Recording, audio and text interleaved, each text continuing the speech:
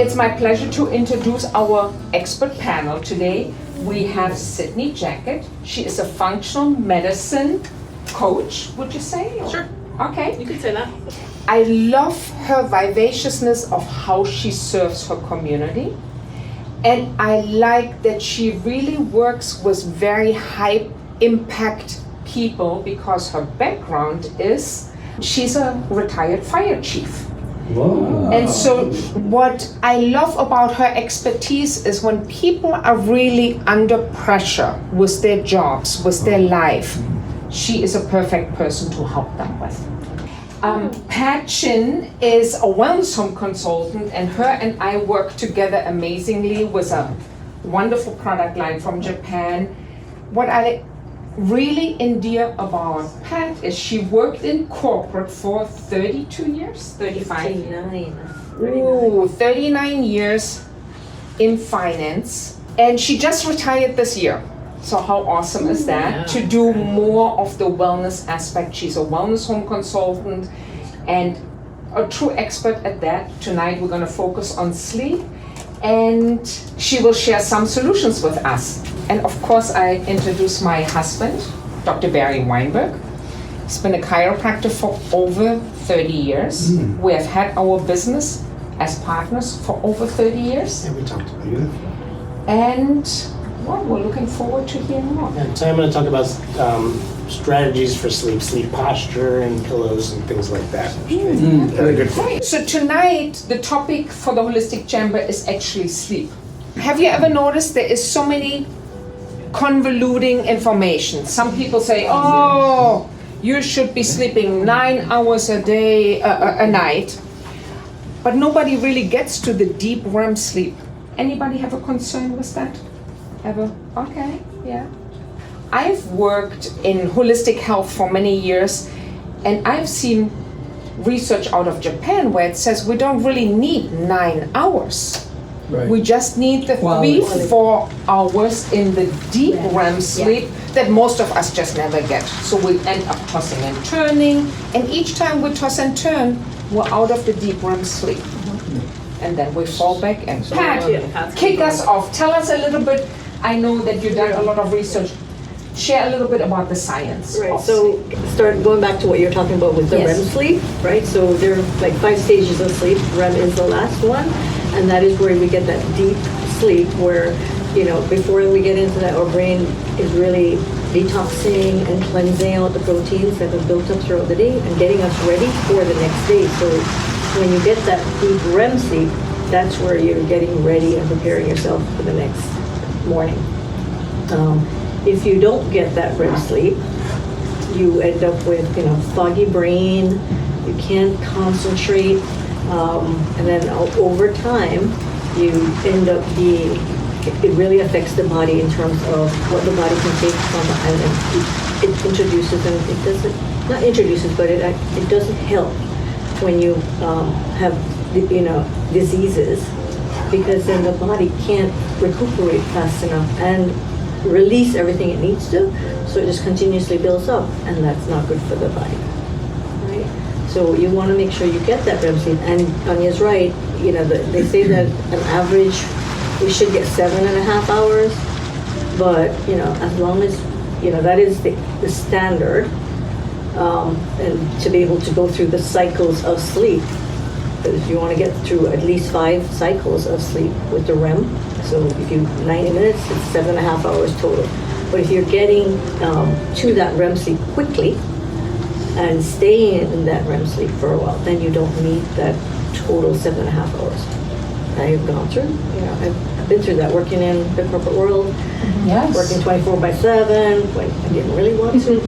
You know, you want to, you can't catch up on sleep either. So that's just like a misnomer that people think, oh, I'll work 24 hours, I'll catch up by 2 days, you know, 2 more days later. It doesn't really work that way. Yes, sleep doesn't work like that. And another thing about sleep, we sleep to distress the body, right? That makes sense. I think that's pretty common knowledge, that we distress the body while we sleep. And if we don't sleep 2 consecutive nights in a row, our immune system gets compromised by 50%. So you wonder why people out there stressed to the max, they can't get to the sleep, and then we think it's the flu season. It's not really the flu season. It's the eat the candy canes and eat the all that stuff, and that doesn't support the sleep. And we'll go more into that with Sydney. But what else was the science that you found very impactful when you did your research, Pat? In fact, the part I really found interesting was exactly what you said, whereas if you don't sleep, you don't get that sleep. And I actually saw it play out in real life with my son.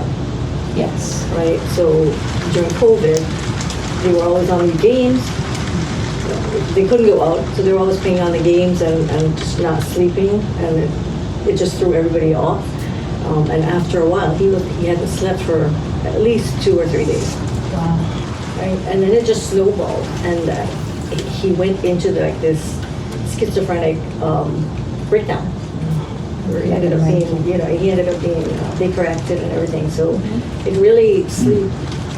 You don't realize it, and I mean, you couldn't understand what's going on because he was like talking gibberish. What is wrong with you? But it really does, impact you, and you don't even understand how and what it meant. But that was part of what threw him into this state. In addition to other things he was doing, but it didn't help. Most of my clients that come to me say, oh, I've tried everything, I have thousands of dollars of supplements, my doctors can't find anything wrong with me, and they get to that point usually before I get a phone call or a request to meet with them. And so I wanted you guys to have a couple of takeaways for the recommendations that I make, because I would say 90% of my clients have some form of trouble sleeping, whether it's trouble falling asleep, waking up and not being able to go back to sleep, can't get deep sleep, and those things are potentially easily solvable. And I think we don't realize how much we are sabotaging that unknowingly. And so I don't make nutrient recommendations generally, but my clients get individualized recommendations, but it always comes with behavior recommendations, which nobody wants to do. We don't want to change our behaviors. Just give me some magnesium and I want to sleep better, right? But these behaviors are really critical to getting good quality sleep. So the first one is eating before bed. People don't realize that you need a couple of hours to digest after you eat. That has a huge effect of your body just getting down into sleep. Your body needs to digest the food, your blood sugar needs to become regulated, and so if your body's working on digesting your food, you're not going to fall into deep REM sleep until much later than you would have otherwise. Along with eating before bed, the alcohol and sugar before bed. That's unfortunately the two things that people crave the most in the evenings. This has a huge impact, I think, not just on you being able to sleep, but I would say a lot of the time when people wake up in the middle of the night and think, oh, I have to pee, I woke up to pee. You didn't wake up to pee, your blood sugar dropped because you ate sugar or had alcohol in the middle of the night.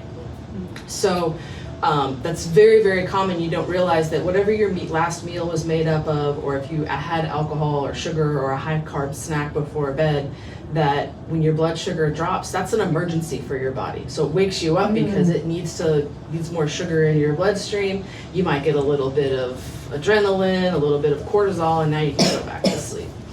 And I think the higher stress that you are in your regular life, when your blood sugar drops in the middle of the night, the higher response you have because your body's ready to go into that kind of fight or flight. So for me, I have several former firefighters and firefighters that I work with who, we're used to waking up in the middle of the night and being ready to go. And so when they have these kinds of issues, they're wide awake and then can't figure out why they can't go back to sleep. And so occasionally I have a client who's not willing to give up their 2 fingers of whiskey before bed.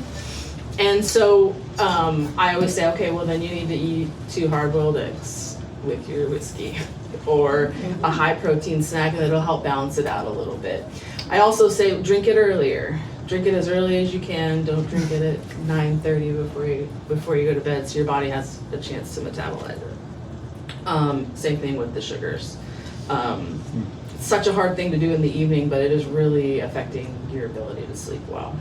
And the blood sugar effect that alcohol has, if you like right with your dinner or just after dinner, it evens you out a little bit rather than, alcohol does cause a blood sugar spike. So people don't realize how much of an effect that has, because you might go, oh, I feel so relaxed because I had 2 glasses of wine.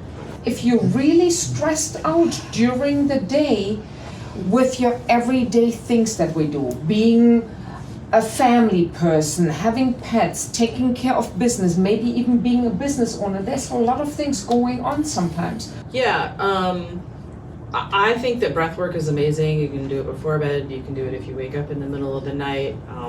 I say that breath work is this amazing tool that is built in.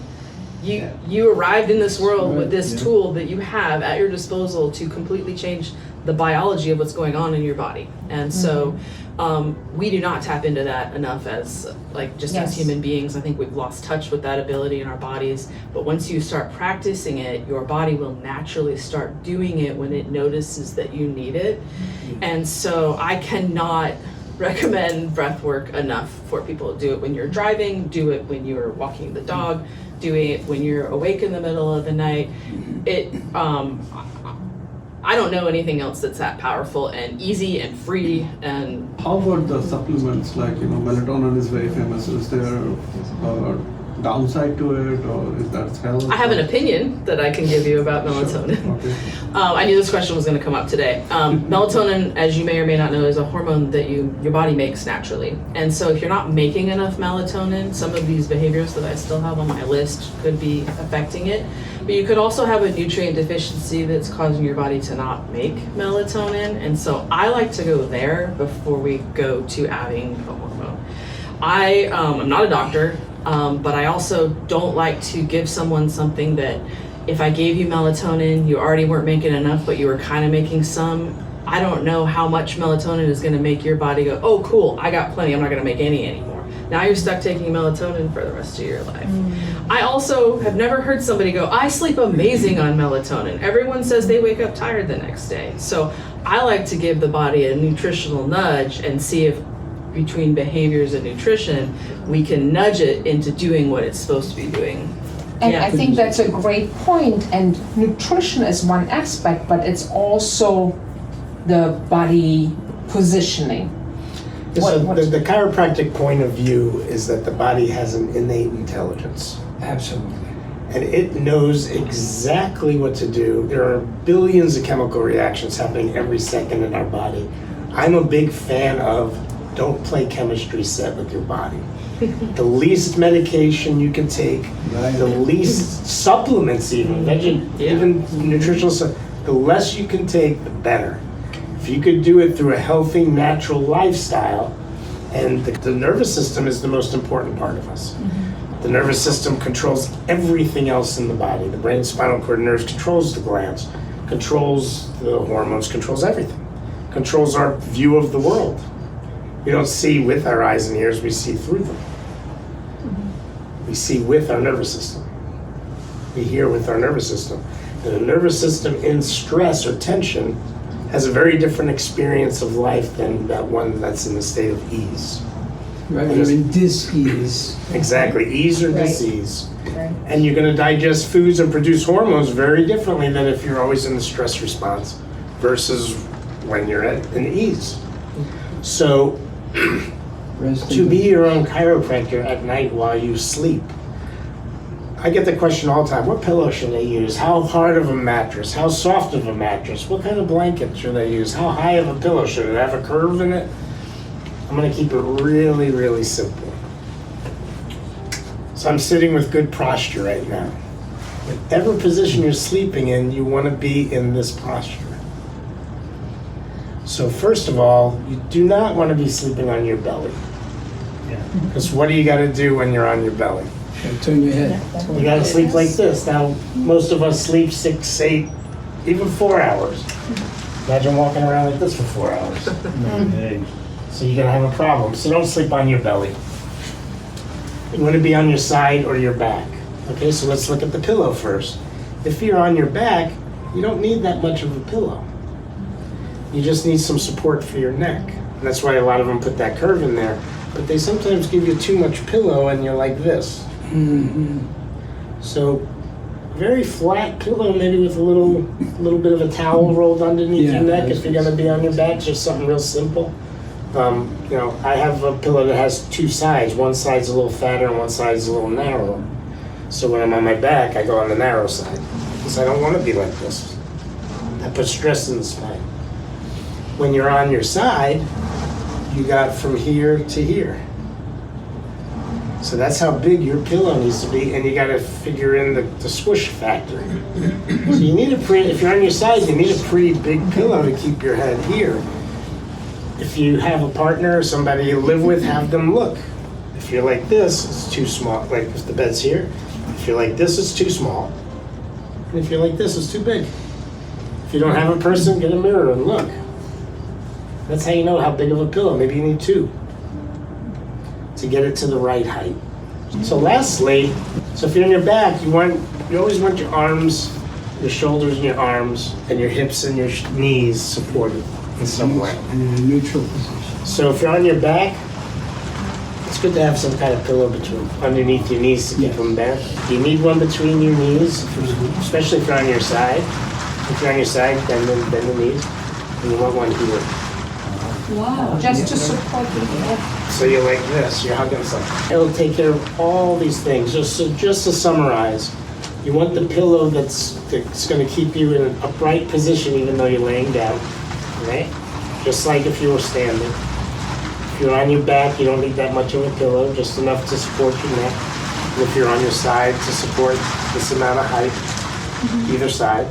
And you want to support your arms, legs, hips, and shoulders by wrapping around something. As far as the mattress, whatever you're comfortable with and you can sleep with is really, they don't make super soft mattresses anymore that are unhealthy for you. Most of the mattresses nowadays have enough firmness to them, but some may be too soft and you can't sleep with them. And some may be too hard and you can't sleep with them, whatever you're comfortable with. I have a book of Clear Path to Healing. I have 4 sleep tips in there. That's the first one. Second one is you want to have good circulating air. Ideally, as the windows are open. Now we can start doing that again. You want that fresh air, that fresh outside door air. And if you meditate during the day, that's a form of rest. And it helps clear out a lot of the mental garbage that's there. You don't need as much sleep at night if you're a meditator. So learning a form of meditation is also a powerful strategy during the day. So at night, there's less processing and less stuff that has to go on up here, that your sleep can become much better. And we recommend something called the Self-Discovery Life Mastery Techniques. And they have something on, you can get the link from Anja, called the Present Moment Awareness Technique. And there's a YouTube video for that. We can guide you through, which is an open eye, active meditation that works really well. That you can do during the day before you go to sleep. I think the less rules, the better. Yeah. You know, keep it simple. Sweetie. Kiss. If you sleep better with the lights on, leave them on. Just happens sometimes. I teach every one of my clients, I've been teaching them 30 years, is there's no hard rules for anything. Everybody is unique and everybody's different. What works for you may not work for them. You gotta do what's right for you. When you're feeling optimal well-being, that's the test. And you gotta experiment sometimes. There are times where I'll eat salad all week and I'll eat stuff like that, and then all of a sudden I don't start feeling well. And I'll have a steak, and I'll have a slice of pizza, and all of a sudden I feel great.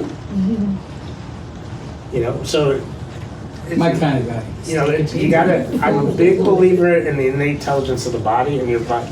I'll leave you with this. D.D. Palmer was the founder of chiropractic in 1895.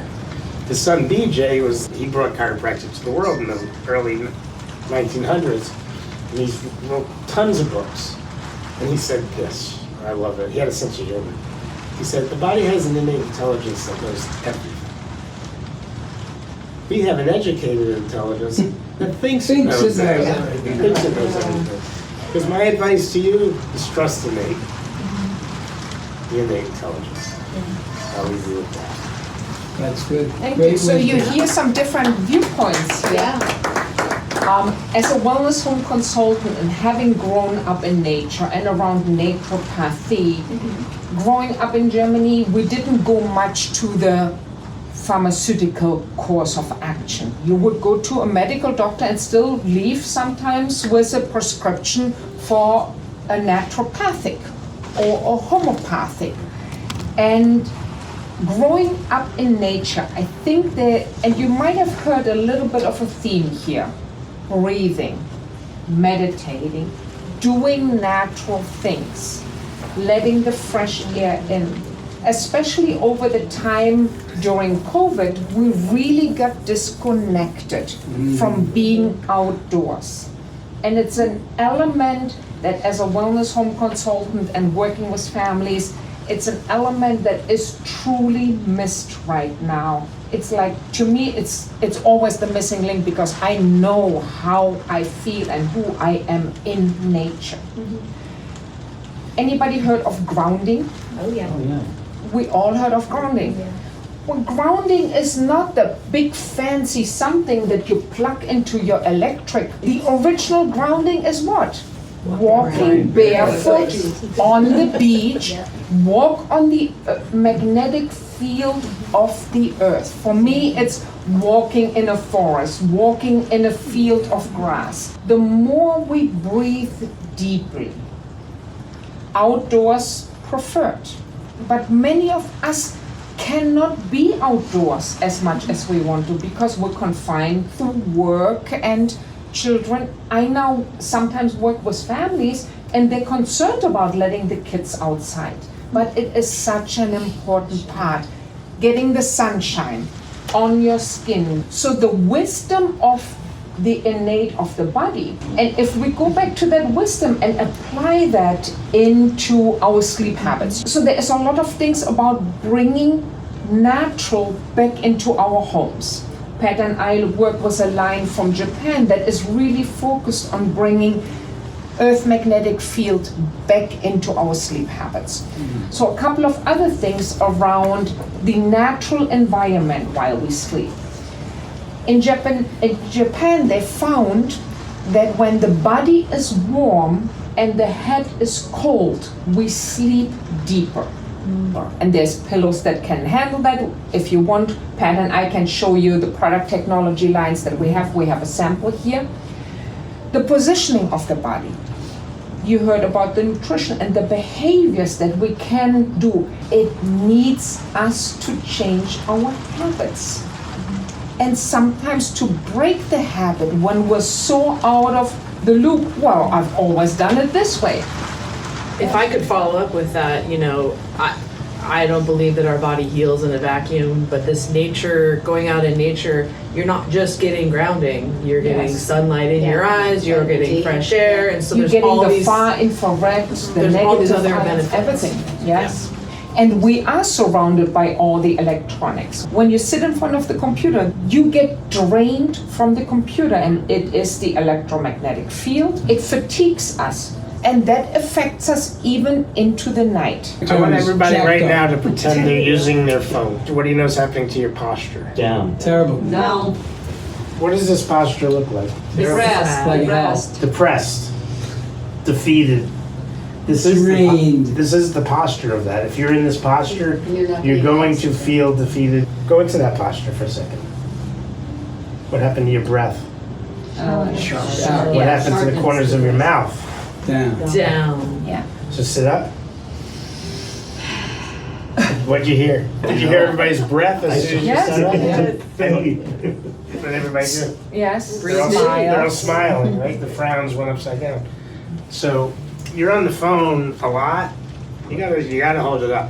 But if there was one or two things that you could leave people with tonight, like, hey, this is something you can do without purchasing anything, just doing something different to get a better night's sleep. Sydney, what would it be?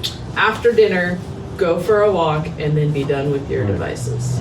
So if you walk after dinner, Your it assists your digestion, it balances your blood Yes. sugar, you get the low sun in the sky in your eyes, which should Yeah. help you trigger melatonin. You get quality time with whoever you're walking with. So it's like you get a lot of bang for your buck with that, and then it sets you up to have a really nice evening. If then you don't go on your phone or your computer or the TV, read a book, play a game, do a puzzle. Water is also one of those things. We know we should, how much water we should drink. A good rule of thumb is half your body's weight in ounces, yes. So the quality of water There you dictates go. how much you Oh, need. no. Absolutely, the Oh. quality of water It's makes a big big difference. How high does the water really get into your cells? Water should be absorbed and used by your body, flush out toxins out of your cell, rehydrate the cell. You know, it shouldn't just go right through. What would you do in nature normally? You know, for many, we've been removed so much from nature that we don't really follow these natural instincts anymore. That's right. And that would, you asked what would be the one thing. Yeah, Mine would be stop listening to the experts Right. and looking it up on Google Yeah. and getting yourself all confused about a gazillion different opinions about what you're supposed to do and all these thousands and millions of products that people want to sell you. And learn to trust your intuition and what Yes. feels right to you. Listen to your innate intelligence. With everything. There are no experts other than the intelligence that's inside of you. Pat, what if there was one or two things that you would recommend? One, for me, it's to create a routine that works for you. I think you've all said, Yeah. we've all said that in different ways, but it's what works. Like for me, it's a nice hot shower. What is the most important thing that's going to be the longest with you for all your life? Is you and your body. You know, as much as we say we have a loved one, and this should be the most dearest loved one to ourselves.